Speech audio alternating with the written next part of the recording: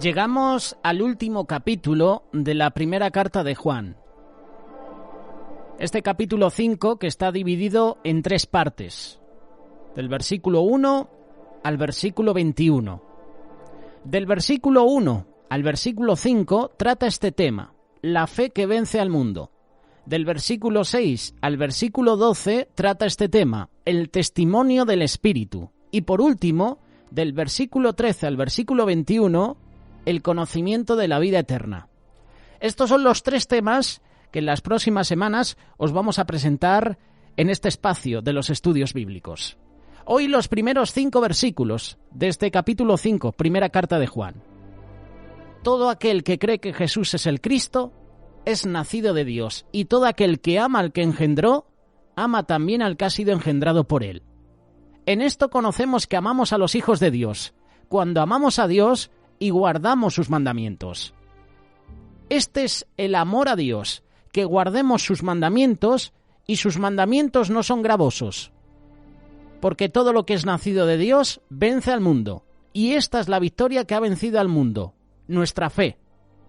¿Quién es el que vence al mundo sino el que cree que Jesús es el Hijo de Dios? Muchos cristianos decimos tener fe y hacemos oraciones, pero nada cambia en nuestra vida. Pareciera que las promesas, que las maravillas de Dios no son para nosotros. Muchas veces esa fe que decimos tener es una fe teórica. Es decir, no la llevamos a la acción, no la llevamos a la práctica. Y en este día, en este estudio bíblico, vamos a reflexionar en la palabra de Dios qué significa tener una fe viva. Una fe viva es la que vence cualquier obstáculo para llegar a Jesús. De hecho, ese es el tema que hemos mencionado. Capítulo 5, versículos del 1 al 5. La fe que vence al mundo. Fe viva. ¿Usted tiene fe viva o tiene una fe muerta? Una fe viva es la que vence cualquier obstáculo para llegar a Jesús. Y en Marcos capítulo 2 hay una historia que confirma esto. Jesús estaba en una casa predicando la palabra y llegaron tantas personas que ya no cabían ni a la puerta de la casa. El lugar estaba abarrotado de personas. De esas personas, 4, algunos los llaman 4 amigos, podrían ser incluso 4 familiares, traían un paralítico para que Jesús los sanase en ese momento, ¿no? Y en el versículo 4 está la clave para reconocer esa fe. No una fe muerta, una fe viva. Una fe viva que esos hombres tenían. No podían acercarse a causa de la multitud, ni una persona sana podía entrar, mucho menos un paralítico que tenía que ser cargado por 4 personas. ¿Y qué deciden? ¿Deciden irse para casa? No podemos entrar, lo sentimos, compañero, otro día, en otro momento. ¿Qué era lo más normal que podían haber hecho esos hombres? Darse la vuelta, decir que no se puede. Pero esa no fue la actitud. La fe viva hace normal las cosas. La fe viva hace cosas fuera de lo normal, fuera de la lógica humana. Esos hombres, como no podían llegar delante de Jesús por la puerta, no se rinden. ¿Qué hacen? Suben al paralítico al techo de la casa, abren el agujero de la casa, es decir, rompen el techo y lo bajaron delante del Señor. Hacen eso en nuestra casa, ¿verdad? Y montamos ahí un pollo increíble. En vez de ver el milagro, la sanidad de ese paralítico, seguramente hubiéramos pillado a los 4 amigos aparte y le hubiéramos dicho, me vas a tener que pagar el techo. Esos hombres rompen el techo y bajan al paralítico delante del Señor. En la misma presencia de Jesús estaba ese paralítico. Por eso la palabra dice, al ver Jesús la fe de ellos, esto es increíble, al ver Jesús la fe de ellos. ¿Cómo pudo ver Jesús la fe de ellos? Por sus obras. En nuestra vida cristiana, una fe viva es aquella que vence cualquier obstáculo para buscar la palabra de Dios. ¿Cuántos cristianos hoy en día dicen creer en Dios, pero al más mínimo obstáculo se desaniman? El clima, el cansancio, los hijos, el horario de trabajo, las tareas escolares, los quehaceres de la casa. Si quieres que tu fe sea una fe viva, tienes que vencer todos esos obstáculos. Tienes que superar esas dificultades para buscar al Señor. Santiago capítulo 2, verso 26, mira lo que dice. Porque como el cuerpo sin espíritu está muerto, así también la fe sin obras está muerta.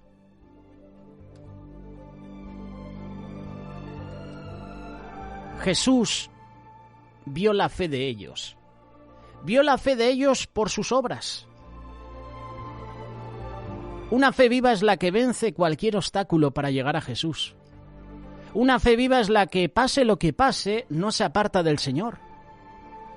Hay otro pasaje, Mateo capítulo 15, versículo 21, habla de la mujer sirofenicia. Vemos a esta mujer que no era del pueblo de Israel, pero tenía una gran necesidad. Su hija estaba atormentada por un demonio. Ella creyó en Jesús, ella sabía que Él podía obrar un milagro en la vida de su hija, y fue a buscarlo. Su fe fue puesta a prueba.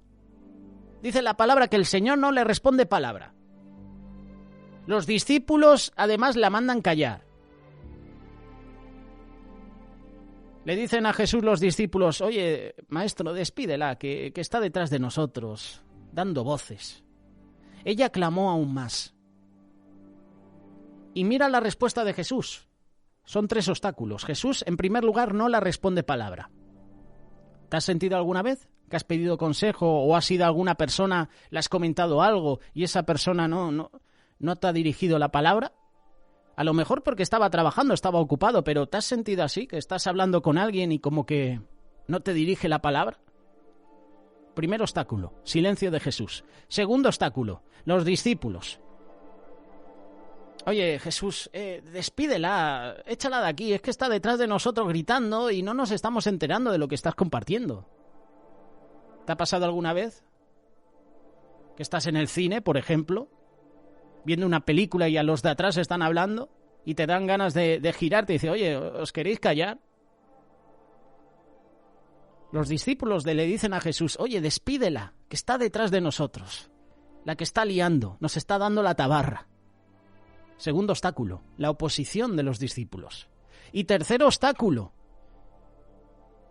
Jesús le dice que no estaba bien quitar el pan de los hijos, el pueblo de Israel, y darla a los perrillos. Vaya respuesta de Jesús. Aún así esta mujer no se fue. Una fe viva es la que pase lo que pase, no se aparta, no se resigna. Con todo esto, una persona normal se desanima, se enoja, se resiente con el Señor, se da la vuelta y regresa a su casa, se enoja. Pero esta mujer tenía una fe viva, una fe que no se rendía. Ella le dijo al Señor, aún los perrillos comen de las migajas que caen debajo de la mesa de sus amos. Y al oír esto Jesús le dijo, mujer, grande es tu fe. Nosotros decimos tener fe en el Señor, pero ya no queremos congregarnos porque hablaron mal de nosotros en la iglesia. Ya no queremos servirle al Señor porque el líder nos puso en disciplina, nos regañó. Ya no queremos ir a la iglesia porque el pastor no nos ha saludado. Ha pasado totalmente de mí. Reflexionemos, ¿qué hubiera pasado si esa mujer se rinde? ¿Qué hubiera pasado si esa mujer se va resentida de regreso a casa? Si esa mujer, a la primera de cambio, al primer obstáculo, al silencio de Jesús, o al segundo, cuando los discípulos la están echando, se resigna, se va a su casa, su hija no habría recibido el milagro. Si esa mujer se rinde, su hija no recibe sanidad. Pero esta mujer, esta madre era valiente, era esforzada, no se rindió ante los obstáculos. Eso es lo que hace una fe viva. No se rinde. Pase lo que pase, no se aparta del Señor. Una fe viva es la que obedece a Dios sin cuestionarlo. Juan capítulo 9, versículos del 1 al 7, es una de mis historias favoritas. El ciego de nacimiento. Cuando vieron los discípulos a un hombre que era ciego de nacimiento, para ellos fue un motivo para cuestionar y juzgar la vida de ese hombre. ¿Qué le dicen los discípulos? Oye, maestro, oye, Jesús, ¿quién pecó? ¿Este o sus padres para que naciera ciego? ¿Ves? Ya está el juicio. ¿Cuántas veces nosotros hacemos lo mismo? En vez de alentar, en vez de restaurar, juzgamos, criticamos. El llamado de un cristiano es a alentar, es a restaurar vidas, no a juzgar, no a hacer juicio. De eso se encargará Dios. Tú y yo no estamos para condenar, estamos para restaurar, estamos para animar, estamos para alentar. ¿Quién pecó, este o sus padres, para que naciera ciego? Para Jesús era una oportunidad para obrar maravillas, hacer misericordia. Jesús hizo algo extraño, escupió en tierra con la saliva y la tierra hizo lodo, con esa tierra hizo lodo, y ese lodo se lo untó en los ojos al ciego y luego le dijo que fuera a lavarse los ojos. Pero no a cualquier lado, sino al estanque de Siloé. Ese hombre no vio a Jesús. Ese hombre quizás no conocía a Jesús, pero creyó en él. Creyó en sus palabras, obedeció. Con los ojos llenos de barro, que uno puede pensar, vaya milagro de Jesús, ¿no? Podía haber hecho el milagro de otra manera, ¿por qué con barro, no? Jesús obra de maneras que tú y yo no podemos entender. Yo me he hecho muchas veces esa pregunta, ¿por qué Jesús untó barro en los ojos del ciego, untó lodo? ¿Por qué ese milagro fue de esta manera? Con los ojos llenos de lodo, se fue a lavar donde Jesús le dijo. Y lo maravilloso es que el ciego de nacimiento regresó viendo. Jesús no va a hacer en nuestra vida algo extraño como untarnos los ojos con saliva y tierra, pero quizás estamos orando para que Dios nos dé un trabajo y a lo mejor Él nos está pidiendo que le demos todo el dinero que tengamos a una persona necesitada. Quizás estás orando por sanidad y Dios te dice que tienes que ir a buscar y pedir perdón a esa persona que dañaste en tu juventud, en tu infancia. Quizás Dios pondrá en tu corazón hacer cosas que te parecen extrañas, pero si tienes fe, obedeces sin cuestionar.